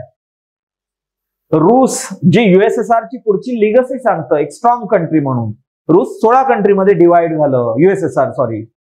ओके, त्यातला रूस हा USSR ची लिगसी सांगतं. मग असे जे इंडिया एक स्ट्रॉंगली डेव्हलप झालं इकॉनॉमिकली, तर अशा कंट्रीज एकत्र येऊन काय करायचं? एक असा ग्रुप स्थापन करायचा जो युएसच्या हेगेमनीला कुठेतरी, जे पर्टिक्युलर एका कंट्रीच्या विरोधात नाही पण जग युनिपोलार ज्या काही डिसिजन घेऊ शकतं त्या काहीतरी कुठंतरी त्याला बंधनं आणली पाहिजेत, इकॉनॉमिक असतील का इतर गोष्टीच्या असतील. या गोष्टींसाठी ब्रिक्स नावाची हे ऑर्गनाइज करण्यात आली. आता हे काय आहे? तर हे सगळे जे आहेत हे प्रादेशिक आणि जागतिक गट आहेत. त्याशिवाय भारताचा समावेश असलेले किंवा भारताच्या हितावर परिणाम करणारे जे काही करार आहेत इथं, ते करार सुद्धा इथं त्यांनी सांगितलेले आहेत. उदाहरणार्थ अनक्लॉज नावाचा एक करार आहे. ओके, कोणता करार आहे? अनक्लॉज. फक्त एक उदाहरणार्थ आपण बघू, कारण हे सगळं डेप्थ मध्ये आपण बघणार आहोत. अनक्लॉज म्हणजे काय? United Nation convention on laws of sea. Okay, समजा जर दोन कंट्री, ही एक कंट्री आहे ही एक कंट्री आहे, दोन्ही शेजारी शेजारी आहेत किंवा अशी लँड बॉर्डर शेअर करतात, तर ह्या समुद्रातील ज्या काही घटक आहेत, आपण म्हणूया खनिजे आहेत, माइन्स आहेत, मिनरल्स आहेत, रिसोर्सेस आहेत किंवा वॉटर आहे, याच्यावर हक्क कोणाचा राहणार हे ठरवण्यासाठी सगळ्या कंट्री एकत्र आल्या युनायटेड नेशनच्या अंडर आणि त्यांनी convention of laws of sea ठरवली. म्हणजे 12 नॉटिकल मैल पर्यंत टेरिटोरियल सी मानला जातो, 24 नॉटिकल पर्यंत कंटिजियस सी मानला जातो, 200 नॉटिकल मैल पर्यंत EEZ एक्सक्लुझिव्ह इकॉनॉमिक झोन मानला जातो. मग हे सगळं फिक्स केलं सगळ्यांनी एकत्रित येऊन. किंवा दुसरं काय असेल? स्पेस ट्रिटी केली, अंतरिक्षाचा वापर सगळ्यांनी कसा केला पाहिजे, अंटार्क्टिका ट्रिटी केली, अंटार्क्टिकाचा वापर कसा केला पाहिजे. तर हे करार आहेत आणि या करारात भारताचा समावेश आहे बहुतांशी. समजा ज्याच्यात नाही आहे त्याचा सुद्धा भारताच्या हितावर काय परिणाम झाला आहे, या अनुषंगाने त्यांनी इथं सिलेबस विचारलेला आहे. सो द्विपक्षीय, प्रादेशिक. ओके, प्रादेशिक मध्ये बऱ्याच गोष्टी आपल्याला बघितल्या पाहिजे. सो इथं प्रादेशिक म्हणजे आपण बघितलं की सार्क. ओके, तर या सार्क कंट्रीज आहेत. का आहेत या? यांनी का ग्रुप बनवला? साऊथ एशियन ज्या कंट्रीज आहेत, okay, south Asian association for regional cooperation. Okay, Kathmandu मध्ये याचं हेडक्वार्टर आहे आणि इथं आपण जर बघितलं तर इथं आपल्याला दिसेल एका पर्टिक्युलर रिजन मध्ये आहे. ओके, त्याचबरोबर आपण जर इथं बघितलं ह्या कोणत्या आहेत? एशियन कंट्रीज आहेत. ओके, एशियन कंट्रीज आहेत. एका पर्टिक्युलर काय आहेत? रिजन मध्येच आहेत या.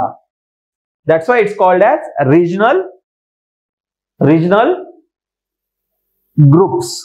ओके, सो दुसऱ्या याचा सिलेबस एकदम व्यवस्थित कळाला असेल आपल्याला एक्झॅक्टली तिथं काय बघायचं आहे.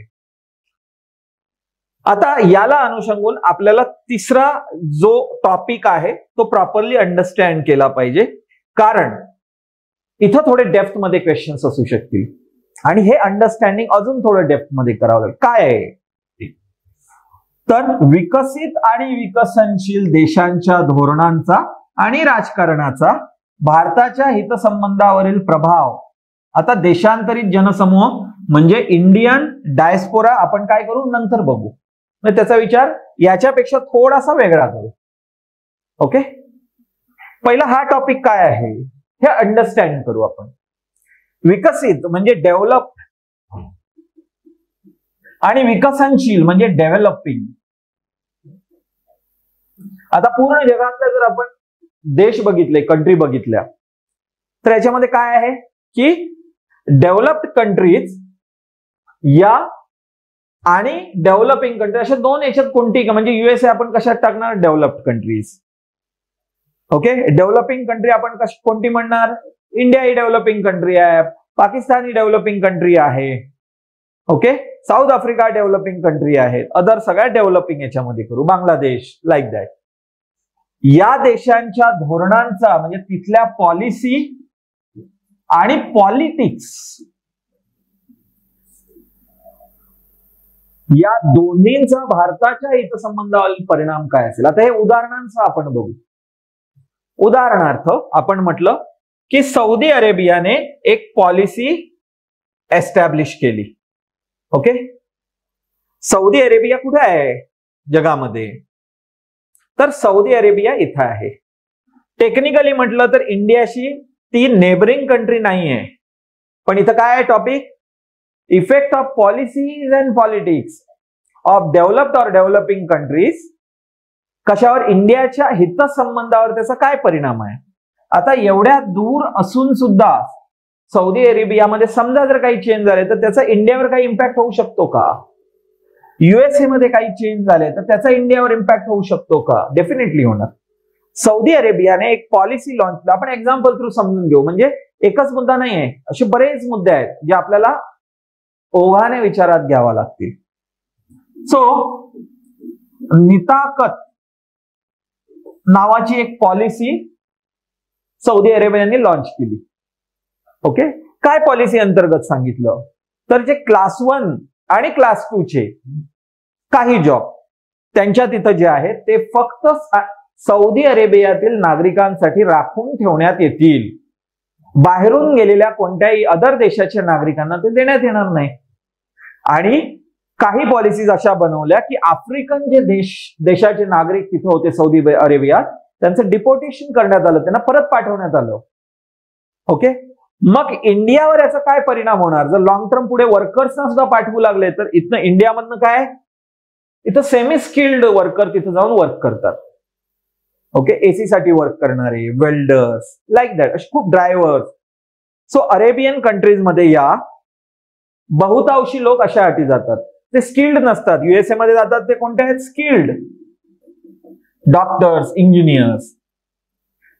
सेम समजा जर निताकत सारखीच जर त्यांनी काय केलं, क्लास 3च्या क्लास 2च्या पुढच्या जॉबसाठी सुद्धा हे केलं तर काय होणार, या सगळ्या लोकांना पुन्हा भारतामध्ये परत यावं लागेल आणि भारताला जो खूप मोठ्या प्रमाणात रिमिटन्स मिळतो.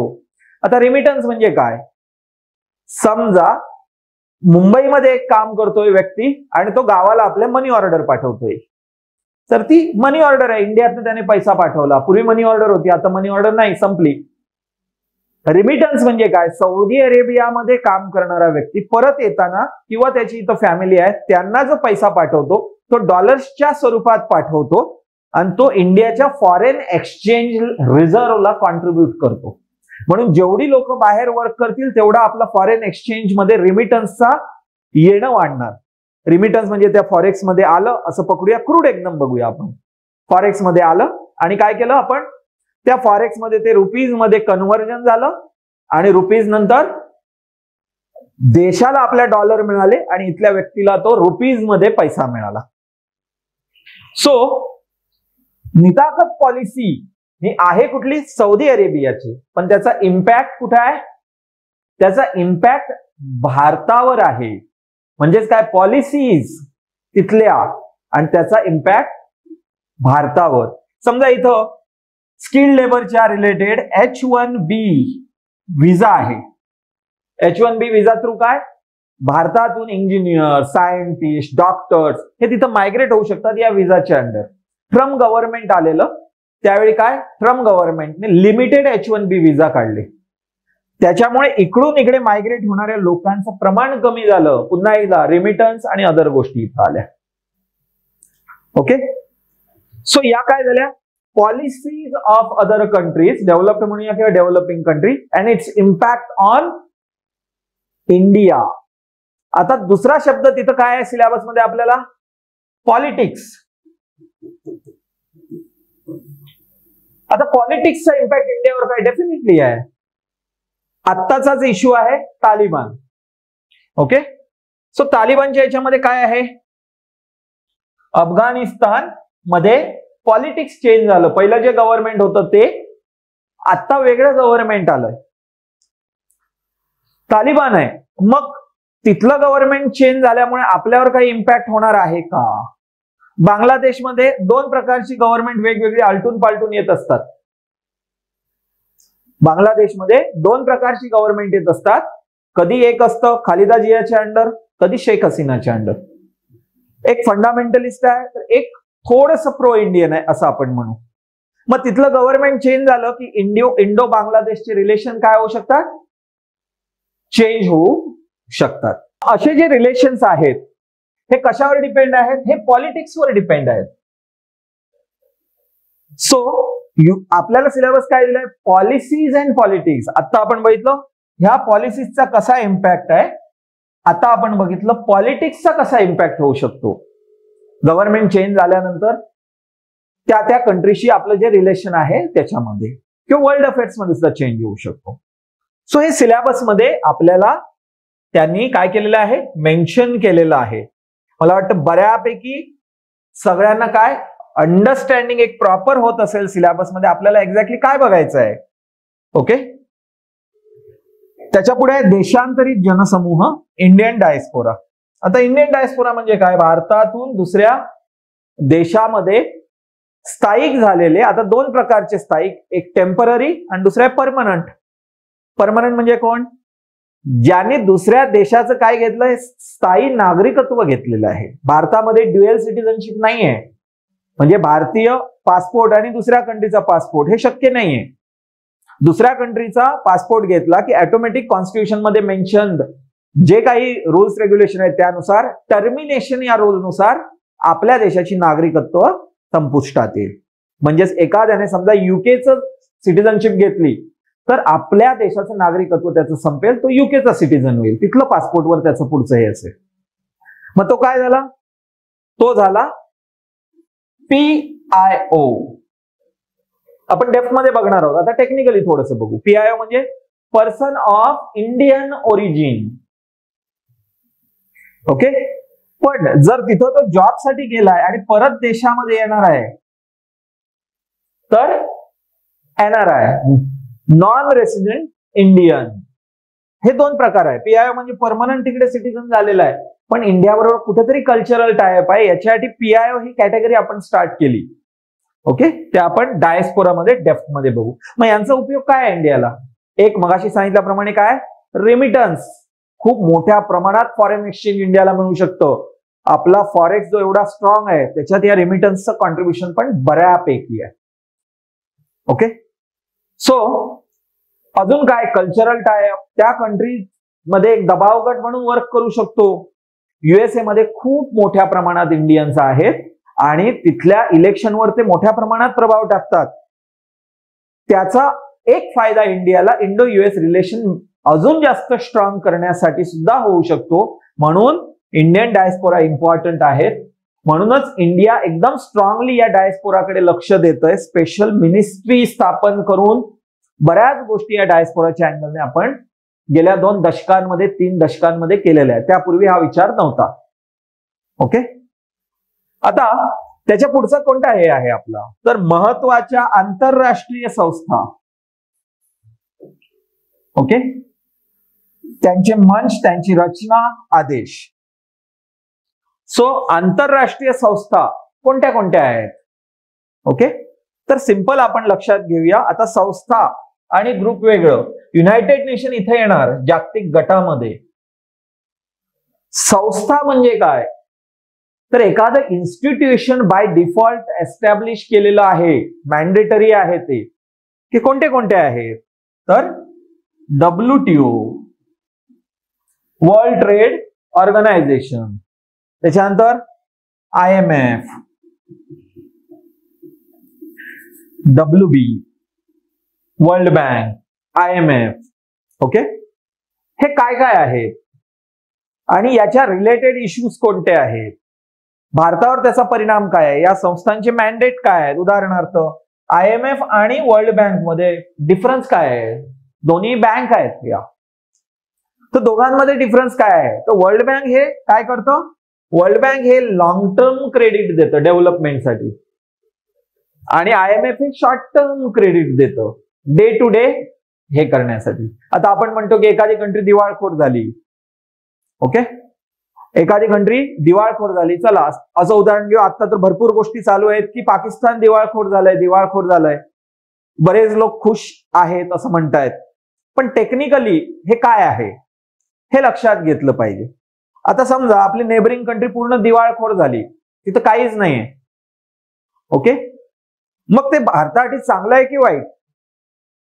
बऱ्याच जणांना वाटेल खूप चांगलं आहे, पाकिस्तान आपली एनिमी कंट्री आहे. पण हे लक्षात ठेवा, आपला जर शेजारी, आपल्या लाईफमध्ये सुद्धा आपला जर शेजारी मनाने माइंडने स्वस्थ नसला तर त्याचा सगळ्यात पहिला धोका आपल्याला आहे. सिंपल बघा, आपल्या घराच्या बाजूला एखादी सायको व्यक्ती राहते तर सगळ्यात पहिला रिस्क कोणाला आहे? सगळ्यात पहिली रिस्क आपल्यालाच आहे. किंवा ज्याच्याकडे पैसा नाही, एकदम हलाखीची परिस्थिती असा हे आहे. ओके, आणि मेंटली पण डिस्टॅबलाइज आहे, तर काय होणार? सगळ्यात पहिला धोका आपल्याला आहे. म्हणून भारताला त्याच्या नेबरिंग कंट्रीज कधी डिस्टर्ब नकोत. ओके, आपण डेप्थ मध्ये बायलॅटरल रिलेशन मध्ये या गोष्टी बघूच. मग इथं काय आहे? IMF मध्ये पाकिस्तानचा आपण इश्यू बघत होतो की पाकिस्तानला काय पाहिजे? आता डे टू डे खर्च चालवायला. दिवाळखोरी म्हणजे काय? जेव्हा तुम्ही घेतलेल्या कर्जाचं इंटरेस्ट पण पे करू शकत नाही आहात, तुम्ही तेवढे कपेबल नाही आहात, तर त्याला आपण डिफॉल्टर कंट्री किंवा दिवाळखोर कंट्री असं म्हणू शकतो. म्हणजे डे टू डे खर्च चालवण्यासाठी सुद्धा अमाऊंट नाहीये. मग अशा वेळी शॉर्ट टर्म लोन देण्याचं काम IMF करतं, पण त्याबरोबर काही अटी टाकतं. उदाहरणार्थ 1990-91च्या आसपास इंडियाकडे डे टू डे खर्च चालवण्यासाठी तेवढी अमाऊंट नव्हती. काही दिवसांचाच खर्च चालेल एवढीच अमाऊंट आपल्याकडे होती. मग आपण IMF कडे गेलो शॉर्ट टर्म साठी, लोनसाठी. IMF म्हणालं की तुमची अर्थव्यवस्था ओपन करा. मग काय झालं? ग्लोबलायझेशन आलं. LPG, लिबरलायझेशन, प्रायव्हेटायझेशन आपण केलं आणि त्याच्या आउटकम मधनं ग्लोबलायझेशन इंडियामध्ये आलं. सो IMF काय करतं? डे टू डे खर्च चालवण्यासाठी. आता याच्यात एक लक्षात घ्या, समजा आपलं घरात काय आलं? लॉंग टर्म डेव्हलपमेंटसाठी पैसा नाहीये आपल्याला, म्हणजे काय? शेतात विहीर बांधायची किंवा इतर गोष्टी. तर एक लॉंग टर्म लोनसाठी आपण बँककडे जातो आणि त्याच्यावरचा इंटरेस्ट कमी असतो. पण समजा आता उद्याच्या खर्चासाठी पॅरेंट्सकडे पैसे नाही आहेत, कोणाकडे एखाद्या व्यक्तीकडे पैसे नाहीत, तर तो कोणाकडे जाणार? आपल्या रिलेटिव्ह कडे जाणार किंवा सावकारकडे जाणार, काही करणार. आता त्याचा इंटरेस्ट रेट कमी असणार की जास्त? जे अचानक कर्ज लागतं डे टू डे याच्यासाठी त्याचं नेहमी इंटरेस्ट रेट जास्त असतो. म्हणजे IMFचा इंटरेस्ट रेट जास्त आहे आणि वर्ल्ड बँकचा इंटरेस्ट रेट कमी आहे. हे टेक्निकली थोडक्यात एक अंडरस्टँडिंग साठी इथं मी सांगितलेलं आहे. आपल्याला अतिशय डेप्थ मध्ये इथं बघावं लागेल IMF आणि वर्ल्ड बँक. सो हा ओव्हरऑल सिलेबस आहे. या सिलेबस मध्ये आपल्याला डेप्थ मध्ये गोष्टी केल्या पाहिजेत. बायलॅटरल रिलेशन कसे आहेत, त्याचे डिटर्मिनंट्स काय आहेत, ह्या सगळ्या गोष्टी आपल्याला डिसाइड केल्या पाहिजेत. पंचशील तत्व काय आहे, ओके, गुजराल डॉक्ट्राईन काय आहे, जे मेजर डिटर्मिनंट्स आहे भारत आणि शेजारी राष्ट्रांशी त्याचे संबंध कसे असावे त्याच्या रिलेटेड. मग आपण एक्झॅक्टली हा जो सिलेबस आहे याच्यामध्ये काय काय बघणार हे आपल्याला सगळ्यात पहिलं लक्षात घेतलं पाहिजे. ओके, जसं आपण स्टार्टला बघितलं त्याप्रमाणे इंडिया आणि 9 देश यांचे बायलॅटरल रिलेशन्स आपल्याला बघावे लागतील. ओके, त्याच्यानंतर इंडिया आणि या 8 देशांबरोबर आपल्याला बायलॅटरल रिलेशन्स बघावे लागतील. ओके, इंडिया कोणत्या रिजनल ग्रुपमध्ये आहे हे आपल्याला बघावं लागेल. इंडिया सोडून अदर रिजनल ग्रुप कोणते आहेत आणि त्याचा इम्पॅक्ट इंडियावर काय, म्हणजे इंडिया एशियनच्या टायपची काय चालू आहे, EU मध्ये काय चालू आहे आणि त्याचा इंडियावर डायरेक्ट कन्सर्न कसा आहे. ग्लोबल ग्रुपिंग आणि त्याच्यात ज्या ग्लोबल ग्रुपिंग मध्ये इंडिया आहे म्हणजे IBSA, BRICS, United Nation, like that. India ज्याच्यामध्ये नाही आहे त्याचा सुद्धा इम्पॅक्ट कसा आहे. इंडिया नाही असा कोणता आहे ग्लोबल ग्रुपिंग, आपण जर म्हटलं तर नाटो एक अर्थाने आपण ग्लोबल ग्रुपिंग म्हणू शकतो. नॉर्थ अटलांटिक ट्रिटी ऑर्गनायझेशन ज्याच्यामध्ये इंडिया नाही आहे, पण नाटोने मिळून अफगाणिस्तानवर अटॅक केला तर त्याचा इम्पॅक्ट इंडियावर आहे का. रेफ्युजीचा इश्यू येऊ शकतो, अदर इश्यूज येऊ शकतात.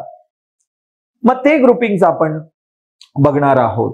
मग आपण बघितलं policies and politics of developed and developing countries, ज्याच्यात आपण निताकत सारखी पॉलिसी बघितली, H1B विजा सारखी बघितली, या पॉलिसीज झाल्या.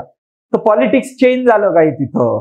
फॉर एक्झाम्पल आपण तालिबानचा इश्यू बघितला, आपण बांगलादेशचा हे बघितला. मग त्याचा इम्पॅक्ट इंडियावर काय आहे हे सिलेबसचं एक्सपेक्टेशन आहे आपल्याकडनं. मग इंडियन डायस्पोरा कोणत्या अँगलने विचारू शकतात. युनायटेड स्टेट्समध्ये जो इंडियन डायस्पोरा आहे पकडू, त्याचा इम्पॅक्ट इंडियावर कसा होऊ शकतो, इंडियाच्या फॉरेन रिलेशनवर, असं पण असू शकतो. वेगवेगळ्या प्रकारे असू शकतात. भारत इंडियन डायस्पोरा आहे त्याला कोणत्या फॅसिलिटी देतो किंवा अजून काय सुधारणा केली पाहिजे त्या पॉलिसीमध्ये असं तुम्हाला वाटतं. ओके, आणि त्याच्यानंतर वेगवेगळ्या ऑर्गनायझेशन्स आपल्याला बघितल्या पाहिजे, WTO, IMF एक्सेट्रा.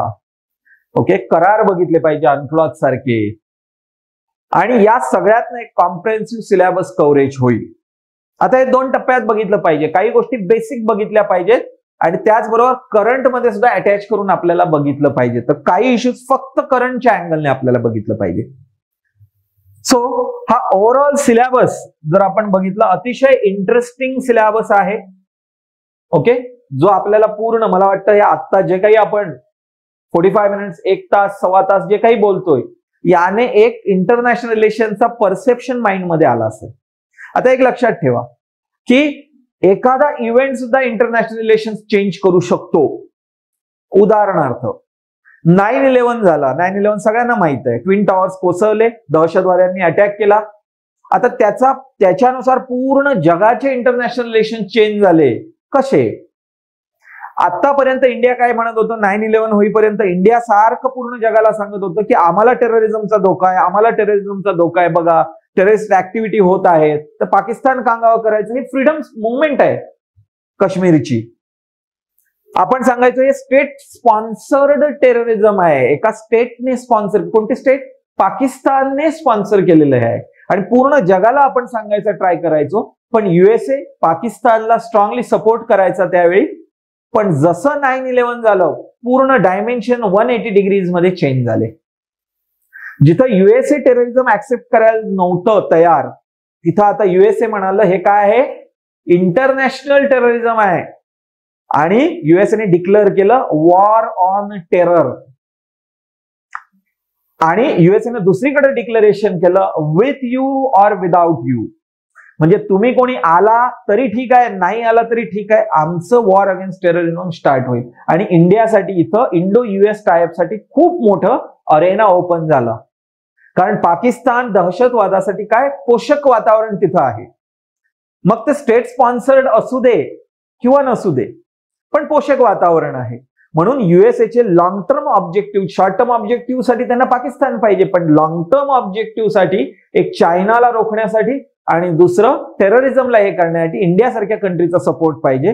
मग इंडो US टाय वेगळ्या अँगलने सुरू झाले. आता इंडियाकडे काय होता? इंडियाकडे एक चान्स होता. इंडियाने त्याप्रमाणे सांगायला सुरू केलं की आम्ही आतापर्यंत म्हणत होतो की आमच्याकडे जे टेररिझम होत आहे हे फक्त इंडियाचा इश्यू नाही, quote unquote, terrorism is an international issue and it should be tackled internationally. म्हणजे काय, सगळ्या कंट्री एकत्र येऊन कोणता तरी एक देश टेररिझमला सपोर्ट करतोय, इंडियाचा स्टँड बघा.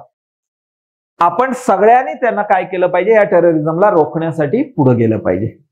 पूर्ण जगामध्ये जे काही डायमेन्शन्स होते इंटरनॅशनल रिलेशनचे एका इव्हेंटने कित्येक वेगळ्या प्रकारे ते टर्न झाले. सो करंटचा इम्पॉर्टन्स इथं अतिशय जास्त आहे. पण एक लक्षात ठेवा, बेसिक ज्याला माहित नाही तो करंट एक्सप्लॉयटेशन करू शकत नाही प्रॉपरली. करंट मध्ये समजा सिंधू नदी कराराबद्दल काहीतरी चालू आहे, पण जर तुम्हाला इंडो पाक रिलेशनचे डिटर्मिनंट्स माहित नाहीत, इंडस ट्रिटी 1960 ला होऊन त्याच्यामध्ये काय झालं हे जर माहित नाही बेसिक, तर आपण ते करंट अफेअर्स एक्सप्लॉइट करू शकणार नाही आहोत. म्हणून दोन अँगलने आपण हे बघणार आहोत. पहिला अँगल आहे बेसिकचा अँगल, त्याच्यात काही गोष्टी करंट येतील, आणि नंतर फक्त करंटच्या अँगलने, कारण तोपर्यंत आपलं काय बेसिक क्लिअर झालेलं असेल. अन्यथा साऊथ चायना सी इश्यू जो आहे, ओके, त्याचा इंडिया आपल्या इंटरनॅशनल रिलेशनसाठी कसं एक्सप्लॉयटेशन करतोय किंवा कसा यूज करतोय. चायनाने अरुणाचल प्रदेशवर काही कोट केलं की इंडिया इथून साऊथ चायना सी बद्दल बोलतो, आणि एक स्टँड घेण्यासाठी काय करतं, त्याचा मदत घेतं. मग हे कशाच्या आधारावर घेतं, हे जर प्रिव्हियस आपले फंडामेंटल्स क्लिअर नसले तर आपण ते समजू शकणार नाही. सो आपण पहिलं काय करूया, पहिल्या टप्प्यात पुरा सिलेबस अनालायसिस करत करत एक्झॅक्टली बेसिक्स काय आहेत हे आपण बघणार आहोत. सगळ्या अँगलने बेसिक टोटली क्लिअर करणार आहोत. त्यात करंटचे बरेच टॉपिक्स बघणार आहोत आणि सेपरेटली करंटचे बघणार आहोत. ते स्पीडली पुढे बघू आपण. सो सिलेबस व्यवस्थित अंडरस्टँड झालाय, सगळ्या गोष्टी आपण बघितल्यात. पुढच्या याच्यापासून आपण इंटरनॅशनल लिस्टचा एक एक टप्प्याटप्प्याने अभ्यास सुरू करू. थँक्यू.